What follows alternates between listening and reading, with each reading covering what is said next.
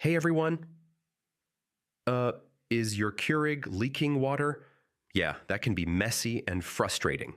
In this full guide, I'll show you step by step how to stop leaks and keep your Keurig brewing perfectly. First, safety first. Turn off your Keurig and unplug it. You don't want water and electricity mixing. Next, remove the water reservoir. Check for cracks or damage and make sure it's seated correctly on the base. Even a slight misalignment can cause leaks. Look at the rubber seals and gaskets where the reservoir connects to the machine. If they're dirty or worn, clean them with a damp cloth or replace if needed.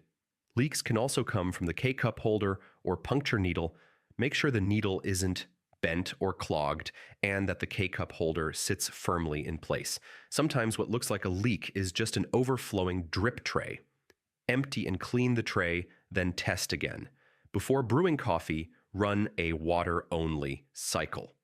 This helps check if the water flows properly and confirms there are no leaks during normal operation. Check all connections, reservoir, K-cup holder, and water lines inside the machine. Tightening loose parts often solves most leaks. If your Keurig still leaks after these steps, it might be a damaged internal component or cracked reservoir. At that point, replacement parts or professional repair may be needed, and that's it. You know, the quickest ways to fix a leaking Keurig. If this helped, go ahead and like the video. And yeah, subscribe for more coffee machine tips and tricks. Hey everyone.